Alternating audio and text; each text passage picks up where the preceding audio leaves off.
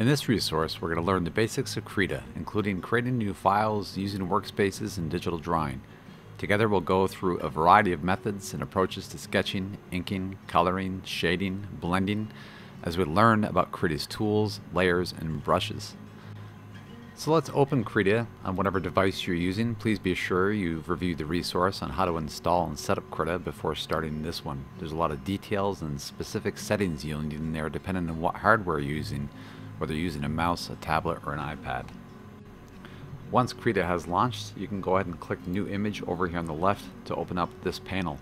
From here, you can choose from a variety of predefined sizes, change your canvas orientation, as well as set the width, the height, and the resolution of your animation. Depending on what computer you use, you might want to set the resolution and the width and the height a little bit lower. For instance, I normally use, just to play around with, I might use something like 2000 by 2000 at 150 dots per inch. The only reason you need to use 300 is if you're going to print, and if you want to make animations for a monitor or online use, you can use 72 as the resolution. You can adjust this number as needed. If you start drawing and notice that your drawings are really pixelated and bitmappy, then come back here and change the resolution on your next document. The other thing I'll say is in here under Model for Color, there's an option for CMYK. If you're going to use print, again, I would set the resolution to 300 and change the color model to CMYK instead. From here, you can head into Content and you can name this file. You can call it Week 1, for instance. How many layers do you want to start with? And you can set the background color right here too. And when you're ready, we'll click Create. Before we get started, there's a few things I want to change, including set a workspace. Let's all set the same workspace so we're looking at the same screen. For instance, I could choose the default workspace, but I actually like using Big Paint workspace. So let's go ahead and click that one. And when we close the workspace window by clicking out of it, you'll see we have some panels over here on the right called Dockers. Up here on the top are some settings, and over here on the left are our tools. And in the middle is this giant space we're going to draw on. You can add Dockers at any point by going to Setting and going to Dockers and choosing from a variety of possible Dockers that you can put on your screen to help you out. One Docker I found very useful when using a tablet or an iPad was the Touch Docker. This Docker, for me, sort of showed up hidden down here, so I'm going to have to drag it out and sort of resize it for some reason. It shows up as really small here. There it is. And the Touch Docker, what it does is it gives you some buttons here. So when you're on your tablet, you can quickly undo or change the brush size and different sorts of things like that. So there's lots of helpful Dockers in there if you want to check them out. To get started though, I'm going to rearrange my Dockers a little bit. I'm going to use the brush presets a lot. So I'm going to grab brush presets and bring that way out here. I'm going to get rid of a few Dockers, including this one over here for a specific color selector. I don't need that. I'm going to get rid of compositions as well. We can grab it right here and bring it out. Also going to get rid of undo history for now. So what I'm left with is the advanced color selector, layers, tool options, and brush presets. I'm going to snap in here. And in order to get the windows to fit the way I want, you sort of have to drag them around. If you put a window on another window, it'll become a tab. And I want this one below this, but I want my brush menu to take up that full space to the left there. So I kind of have to move the Dockers around until they're right where I want them, and this is what I'm looking for. So I can create a big brush panel and then my settings over to the right. And this is the interface I like, and when I'm done, I'm going to create my own workspace by coming in here and calling this Darren and hitting save. And now anytime I click a different workspace and go back to my workspace, it's exactly how I set it up. I'm going to add some new brushes to the library by heading to Settings and Manage Resource Libraries and click on Krita 3 Default and hit Activate. I've already had mine activated, so mine says deactivate, but if you activate yours, when you come back over to your brushes, and you might have to restart your program right now, but if you come back over to your brushes, and we'll expand this menu over here, you'll see some drop downs, and if you show all the brushes, These are all the available brushes that you have to you in this program. You can also create your own brushes as well as import brushes from other programs, and there's lots of videos online to show you how to do that. One side effect of importing these brushes is that it creates duplicate workspaces because Krita 3 had different workspaces too. So if you notice you have duplicate workspaces now, you can select one of them. A small vector were to show up twice, for instance, I could select a small vector and then heat the garbage can right here to make it go away. So that's how you can get rid of duplicate workspaces now. But for now, let's just head back to our own workspace or use Big Paint by default. One of the major panels we're going to be using is the Layers panel, and you can think of a layer like a cell of animation. We'll talk about this later on in the semester. But for right now, I did ask Krita to load 2 layers. It creates a background that's full of white and it's locked, notice, so I can't edit it. And then if I come over to the paint layer 1, this is a paint layer that's empty and it's currently unlocked. So I can double click this layer and I'm going to name this layer Practice. If you're new to digital drawing, one thing that's confusing at first is when you accidentally draw on the wrong layer. So locking layers is a way to make it so you can't draw on them. So when you're not working on a layer, keep it unlocked when you're working on it and lock it if you're not going to work on it. Otherwise you might accidentally spend hours drawing on the layer you didn't mean to. So let's head over and to the tool menu. Let's go ahead and grab a brush, for instance, and I'm going to choose black over here on my color picker. And I'm just going to draw some lines to see what happens depending on what brush I have. And I'm just going to try different brushes. I'm going to try selecting different colors. Okay, and just try different things. I'm using a pen, of course, my drawing tablet. That's why it looks really smooth. If I grab my mouse here, you notice my drawing is quite different. It's a little bit shaky. Some things that will help you out, whether you're using a brush or a tablet, are the tool options for the brush. You notice there's a smoothing option, and there's 2 options I like. I often use weighted quite a bit, and weighted just makes those mouse lines just slightly smoother. What it does is it keeps the pen tip slightly behind your cursor, so it sort of watches where you're drawing and then it sort of predicts what the average is. Now if you go to stabilizer, it does that way more, and it's really obvious when you draw the lag that's behind your mouse. But look, with my mouse I'm getting really smooth lines that would be really hard to get, for instance, if I set this to none. These lines are much shakier than the other ones. So there is some smoothing and stabilizers over here you can practice with depending on what device you're using. To clear the canvas, I'm just going to select the layer I want to delete and hit the delete key. One thing you're going to want to know how to do right away as well is change the brush size. So you notice I can have a wide brush, or I can change the size right here to a smaller brush. And I can even type in the number. For instance, 20 is a common brush size that I use when sketching. You can also change the brush size by holding down Shift and dragging to the right or to the left. Some brushes have opacity, some have tilt, some have pressure, some have width. There's all sorts of various settings in here. Some are smudgers, there's a few erasers in here, there's charcoal pencils, all sorts of stuff. So as you're going through, a tip I found helpful early on is if you want to remember a brush, let's say I've got this brush called Basic Circle selected. I don't even know what it does. I'm going to right click it and say Assign to Tag and put it into My Favorites. Or you can create a new tag, again with like your name on it or something like that.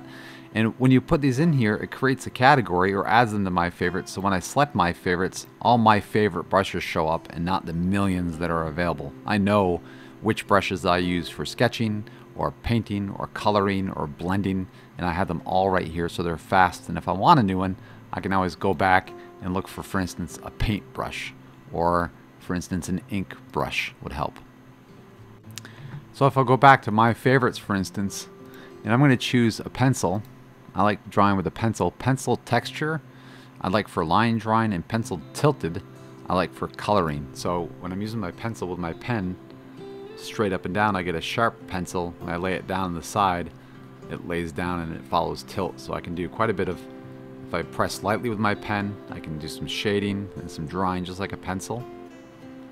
Okay, this is a challenge for the mouse, but there's solutions that will help out. When I draw with a mouse, I don't have the luxury of all the lightness and the shading and sorts of things. It just comes out like someone's pushing really hard on a pencil. So instead what I might do is knock the opacity down to like 20%, and then you can create a much sketchier looking line. And then if you go ahead and don't forget to turn that smoothing on, now you're talking. Look at that. Look how much better that was versus that one, drawing both with a mouse. Okay, so here's your sketch quality right here if you want to sketch with a mouse. The other option you have is to grab a shape tool and just draw the shape. Okay, and if you hold down Shift, it forces it to be equally wide and high. While Krita does have its handful of erasers, you can select B for the brush, and you can go over here. You see I have a kneaded eraser for charcoal going on, and as soon as I use it, it's pressure sensitive with my tablet. If I push down harder, I get a full erase. Okay, so it is nice to erase, but I prefer using erase mode, for instance. So when I go to select any brush, let's say I'm drawing with the airbrush, for instance, and I come in here and I'm just drawing and sketching and I'm not sure, and I'm like, oh, there's my line right there. And I want to quickly erase. Instead of coming over to select the tool, I'll just hit E. And watch the icon up here on the top. I hit E and that icon turns on. And what it allows me to do is it turns my current brush into an eraser. So very quickly, I can just sit here and I can erase, hit E, brush, E, erase, E, brush, E, erase. And I can very quickly get and find the line that I want. And this is sort of, for me, is really helpful when sketching, is to look for that line and not just make like a messy sketch quickly, is to look for the lines that are the most accurate. Same thing with a mouse. You can still get that. If E is off, you can still draw. Again, it's a little harder, but you can grab that. You can even make lines tapered by erasing the ends so they look more hand-drawn with a mouse. That's a neat little trick too. Okay, so just different tricks. If you ever find yourself trying to draw and nothing is showing up, just be aware that you might have the eraser mode on, and it does work for any tool. So even if I select the square tool here and draw a square, it's set in eraser mode, so it just erased the ink right there. Now that I have a good idea of how to draw, and I've picked some brushes that I want, I've practiced using colors and things, and I'm getting sort of comfortable, I'm going to go ahead and hide this layer by clicking the little eyeball icon over here. I'm also going to lock it to make sure I can't draw on it later on. And I'm going to go ahead and create a new layer. And I'm going to double click this and call this layer Sketch. And for this part, I'm going to grab the brush, and I'm going to just get a brush that I like. Oh, I'm in eraser mode. I'm going to get the brush that I like. Get a smooth brush here, or maybe a pencil. And I'll get the width of brush I like by using Shift and dragging to the right or to the left. Okay, and I'll just kind of get the idea here. And let's draw a rough sketch of something, like for instance, just a smiley face, for instance. If it's difficult to draw, don't forget to check your smoothing out. When you're making like little eyeballs, because there's lag in that stabilizer, it might feel like your brush is drawing incorrectly. So just be sure it's set back to basic or none if it's not drawing correctly.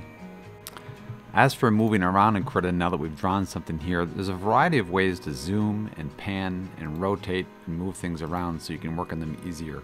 One easy way to zoom is to scroll if you have a mouse wheel, you can just scroll in and out. You can also use the minus and plus keys. Or you can use 1 to make the canvas 100%, 2 to make the canvas fit to the height of the window, or 3 to make the canvas fit to the width of the window. And at any point in time, you can come down here to the bottom right and also adjust the zoom as well. So I'm going to hit 2 to put my canvas at 100% height. I'm also going to come over here and grab the hand tool, and this is the tool we're going to use to pan the canvas back and forth to move it around. No matter what tool you have selected, even if you're using the brush tool or you select B, if you hold down the space bar, that makes the hand tool come up a lot quicker. And if you're using a pen, sometimes rotating the canvas can be helpful on a pen or an iPad. To do this, you can select 4 to rotate the canvas 15 degrees counterclockwise, 6 to rotate the canvas 15 degrees clockwise, or 5 to center the canvas. If you hold down Shift and spacebar and drag, you can freely rotate the canvas that way a lot faster. And again, hit 5 to straighten the canvas. So I want to zoom in on my smiley face now to be able to ink over the rough draft layer. So I'm going to scroll in or zoom in, hold down the space bar and center, and zoom out a little bit so I can have that take up most of the screen here. I'm going to go ahead and create a new layer called Ink. And this time I'm going to grab what I call Ink Brush 25 is my favorite inking brush. And with my mouse, I'm going to put a stabilizer on, probably the stabilizer this time. And I'm going to just slowly draw a very crooked line with my mouse. So I can hit Control Z and I can try that again.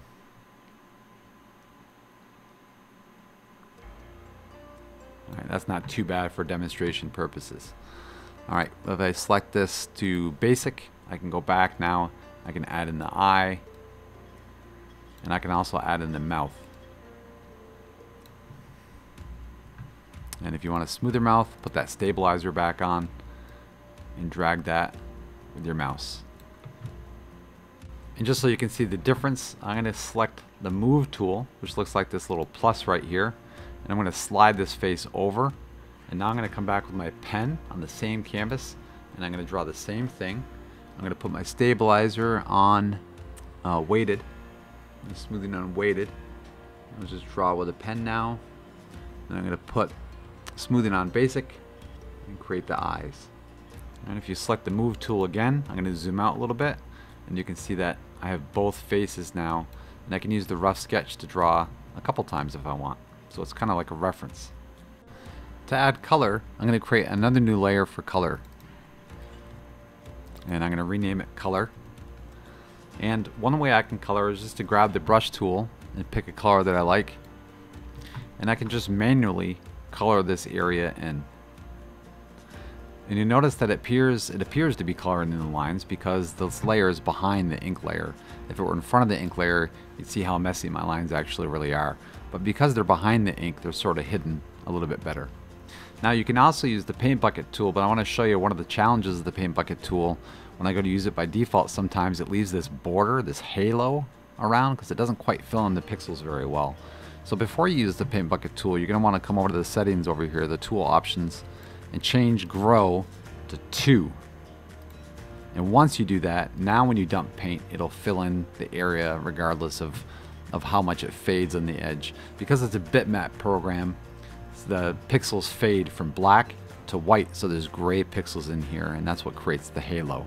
By saying grow equals 2, you're causing the color to flow into that overlap a little bit and cover it up instead of cause that halo effect. Note the difference between the two approaches. When I hide the ink layer, manually painting it colored in the whole area, while using the paint bucket didn't paint around the lines, and that's why that's because I have this set right here under reference in the tool settings or tool options for the paint bucket. Select regions found from merging all of the layers. This is what allows me to paint color on the color layer while using the ink layer as lines. So that's how I can sort of trick it. If I don't have that set, it wouldn't work. I'd have to paint on the same layer as the lines are, but I like keeping my color on a separate layer. Another option you have, similar to Procreate, is you can choose a foreground color. Like let's choose a yellow instead. And come up here and grab the color from this little menu or picker. And you can just make sure you have that selected. And then you can drag this onto the color here to change it quickly. This approach uses the same settings as the paint bucket method. So if you didn't add grow to the paint bucket, you'll get the same halo effect on here too. One of the main tools that I consider super wicked awesome in Krita is the right click when you have the brush selected. If you right click, you get a context menu that's pretty phenomenal. You can have a lot of control in here, including picking all your brushes, okay, choosing which tags are shown in this panel. Okay, if you want to change how many brushes are shown up here, you can go under settings, configure Krita, and then there's pop-up palette options in here to make some changes to it as well. Other things you can do in here include mirroring the canvas, which is really handy when you're working with a composition. This is the same as pushing M. If I click anywhere off this menu, it'll just disappear without drawing. If I click again, it'll draw. So just click off the menu to make it go away. But if I hit M, mirroring allows me to test my composition. So if I want to see how it looks from both directions, I can see better. If I'm drawing from both directions, I can see if it's balanced or if it's working fundamentally from both directions. Heading back to that right context menu, I can mirror right here. I can also adjust the canvas to fit the whole window if I want. That hides all the tabs. In fact, with this little menu, you probably don't need many of those little dockers. So you can just mostly use this and then jump back out of it when you need to. I can zoom right here. Okay, I can quickly set it to 100%. I can also fit the canvas to the view. In addition, I can hide this menu on the bottom, or I can show this one, which gives me access to the brush settings, to the settings of the current tool. Another option in here that's really handy is the ability to rotate the canvas from right here. And also, this little ring around the color wheel when you're selecting colors represent your recent colors. So if you have a color you've used recently, it's going to be sitting right here. You can very quickly grab it and then paint with it. Right click, grab a new color, paint with it, right click, grab a new color, and you can stick to your palette kind of that way. In addition, you can use the eyedropper tool as well, which is right over here. It's P on the keyboard is the shortcut, or if you want a really quick shortcut when you're using any tool, hold down Control to quickly have access to the eyedropper tool, and you can very fast you can grab a color in here. To delete certain areas of a layer, now I've gone and drawn all these shapes. Let's say I want to get rid of some of the shapes but not all of them. I have to choose a selection tool, and I can select shapes and hit delete, not backspace on the keyboard. Be sure to hit delete to clear it. If I want to select multiple selections, I can hold down shift to add a selection to another selection and then hit delete as well. To deselect, you can just right click and say deselect, or use the shortcut Control Shift A. So what I'm going to do is, I happen to draw both smiley faces on the same layer, and I'm not super psyched about that, so I want them on separate layers actually. So what I'm going to do is, I'm going to go ahead to the color layer, and I'm going to grab a selection tool, and I'm going to erase one character for now, and I'll hit the delete button for color, and I'm also going to go to ink and unlock it and hit delete for that as well. Okay, so now what I have here, if I deselect, what I have here is on the ink layer, I have just the yellow character, and then I actually have the color kind of underneath. Okay, what I'm going to do is I'm going to hold down shift and click on both these layers, okay, or select them both by clicking the check boxes. I'm going to right click and say group layers, or Control G, okay, quick group, and it's going to put them together in a group, and I can name this, for instance, yellow smiley face. And inside of that group, I now have a layer for the ink and a layer for the color. Okay, there's a couple ways to add shading and blending on that I want to demonstrate next. So I'm going to zoom in and pan over to my picture so it's a little bit closer and I can work on that a little more carefully. One method I'm going to use is I'm going to go ahead and take the color, for instance the color layer, and I'm going to click a new button up here, and that button is Preserve Alpha. Now let's draw for a second without that on. I'm going to go ahead and grab my brush. I'm going to hold down Control and grab this yellow color, and then I'm going to come over here and I'm going to choose a slightly darker version of it for a shadow, for instance. Okay, so if I want a shadow to come right through my character like this, right?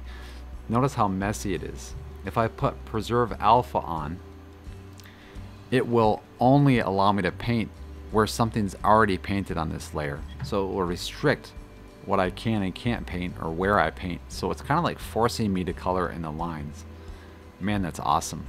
So if I hit Control again, and I come up over here and choose a very, very light color now, almost white, and I choose that up here, or maybe I put it over here, now I kind of have a highlight. Okay, so that's a very easy way to color on the same layer. Another way to do this, I'm going to go ahead and undo, so that's just plain yellow again, is to create separate layers. And what I can do is I can create a new layer in this group for shadow. And let's say I want to be able to change the color later. Maybe instead I'll pick a gray color and I'll draw in here. I can turn this off, for instance. I'll draw in here a gray color. Okay, and then I'll set the blending mode to luminosity. And then I'll also click this button over here, which says inherit alpha. Looks like a little fish. Okay, and that forces this layer to obey the layer below it. It'll only show what's painted if anything's painted below. So if I go back to this layer now and I go ahead and I add some yellow on, you'll see that part of that shadow shows up. It's still there, but it only shows up if there's yellow behind it or something on the layer below it. And then I can, the nice thing about this is the shadow is different. So if I want to change now the color of my character, I can come in here and just drop on an orange color, for instance. Okay, and now the shadow still works because it was gray and it's using luminosity. Okay, so there's a lot of different ways to see this that you'll see on videos online, but this is kind of how I go about it. There are two different ways and approaches depending on what you want to need and what you're doing. And I would do something similar for a highlight. I would create a highlight layer and I would make this like a pure white. And even though I can't see it, it's still hanging off the edges until I hit that little inherit alpha button. Okay, I can adjust the opacity so it's not so white. Okay, and then I have those two, the highlight and the shadow, sort of done differently. As you'll see in other videos, there's lots of ways to blend. I prefer using like a wet brush and turning the opacity down to like 20%. With that wet brush selected, you can just very gently touch the edges and it sort of just starts blending them in immediately. Okay, and then I have to select the highlight layer and blend that one in a little bit too.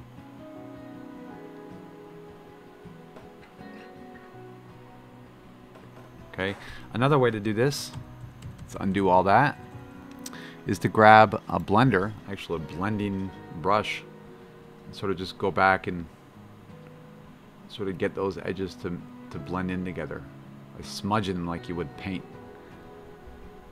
Okay, and click on the shadow. I can smudge that a little bit. It's almost like just blurring the edge a little bit so it fades in. It's not so sharp. And then when you're done your character, you can just sort of minimize it and start by drawing a different one. So let's see this whole process one time through full. Let's go ahead and create a new layer. And this time we're going to make sure it wants to create it in my smiley face group. So I'm going to bring it outside. I'm going to call this sketch. I'm going to move my canvas over just a little bit, grab my brush, get a nice sketch tool. This time I'm going to use the airbrush, see what kind of tip I have on it. Make sure I have a nice color to sketch with. I'll make that a little smaller. It's a good sketch. And then if I take a pen now,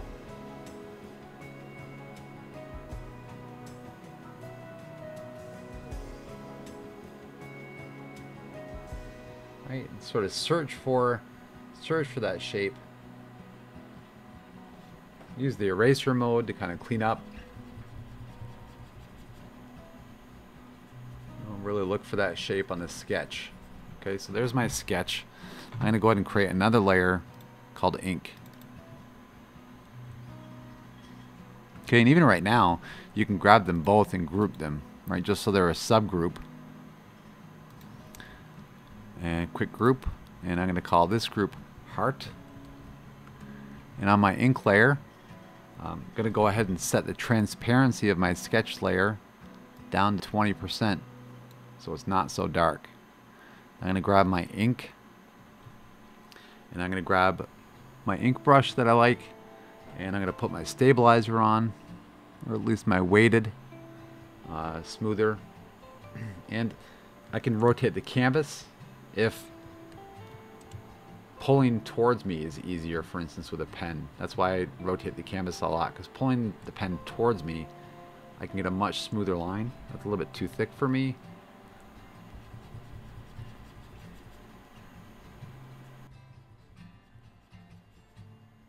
Right, and then I can hit 5 to straighten it back out. Then I'm going to create a new layer. for the color of the heart. And we'll go ahead and grab a nice red color here and grab my paint bucket. Make sure I'm on the color layer, and it's going to use the ink layer as a guide because I have the paint bucket selected, and I have that setting where it's going to use all the layers. Okay, I also have grow set to 2. That way I won't leave that halo there. When I dump the paint bucket in, it does a great job filling it in, and I'm going to make sure that the color is behind the ink. Okay, and to shade this one, I'm going to try a different technique with a dry brush this time. And what I'm going to do is I'm going to choose a dark red as my foreground color and a regular red as my background color. So what I'll do is just make regular red the background color. So now when I use the dry brush, for instance, and I go ahead and paint on this color here,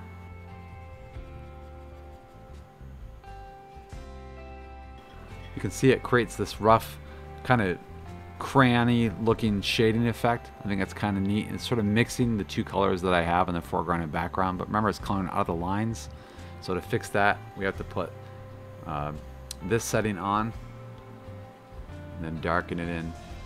Notice it stays in the lines now. Push down lightly with my pen to blend lightly. If it's blending too fast, you can turn opacity down, and that makes the brush act like it's weaker. And if I want to change the highlight color, for instance, I can switch to a lighter red. And we'll switch to almost a pure white. That way everything's kind of tucked away in here. You have the sketch, color, and the ink. One last trick I found super helpful is while you're driving around the canvas is to hold R, and that brings up a tool that will allow you to select a layer. So sometimes I get really confused with what's layer is what, and I have to go through and do this like a million times. If you just want a layer, you can go ahead and select the color layer by holding R, and it'll grab that layer. You can grab the ink layer. Notice how my layers over here, watch as it changes. It'll find the layer that I clicked on if I'm holding R down. There's the shadow layer, there's the orange layer, that's the highlight layer over here. So I'm going to go ahead and use 2 to bring my canvas back out. We just drew a smiley face and a heart, each with different approaches using sketching, inking, coloring, and blending. So I would like you to find 10 to 20 things of your own, and the purpose of the exercise is not to draw 10 to 20 things. The purpose is to get wicked super comfortable with drawing in Krita. So if that takes 50 things to draw, that's what you should aim for, your own comfort level. That was a lot of information, so if you need to look at it a couple times, I definitely would. I would surely take some notes on anything that you want to try or practice. Okay, so I hope you guys have fun learning how to draw in Krita. Have a great week.